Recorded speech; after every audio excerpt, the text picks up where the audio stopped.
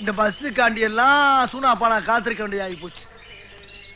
சின்ன ஒரு உதவி, ஒரு போன் மட்டும் கொடுக்கணும். ஒரு போன் சாமான் வாங்க சொன்னாங்க, மறந்துட்டேன். இல்லண்ணே, ஒரு போன் 2 போன் கூட போன் பண்ணி தானே தானே.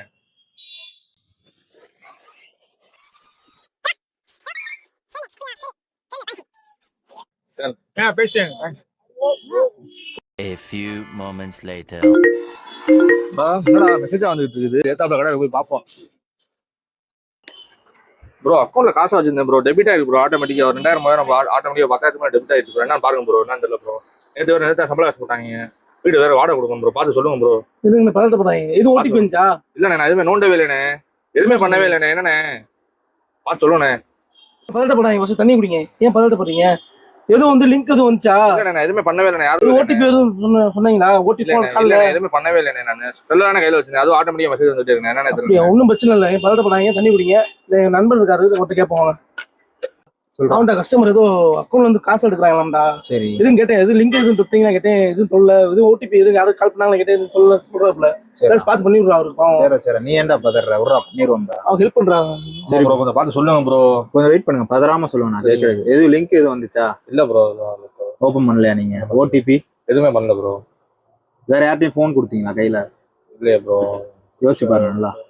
ஒரு மணி நேரத்துக்கு முன்னாடி ஒரு ஆள் கால் வாங்கி என்கிட்ட பேசினா ப்ரோ. சரி, அதுக்கப்புறம் வந்து ஒரு ஃபோனும் வரல, எனக்கு மெசேஜும் வரல ப்ரோ. சரி, நானும் ஃபோனை ட்ரை பண்ணி பார்த்தா ஃபோனும் போக மாட்டேங்குது, என்னன்னு தெரியல ப்ரோ. கொஞ்சம் பார்த்து சொல்லுங்க ப்ரோ.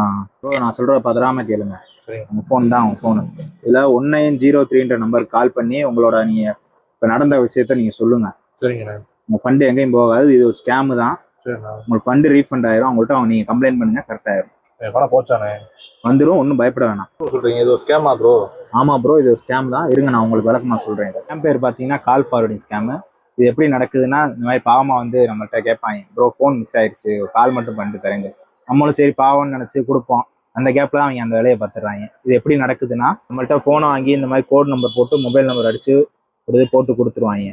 இந்த இதில் அடிச்சதுல இருந்து நம்மளுக்கு ஃபோனோ இந்த ஓடிபி மெசேஜோ எதுவுமே நமக்கு வராது, எல்லாமே அவங்களுக்கு தான் போகும்.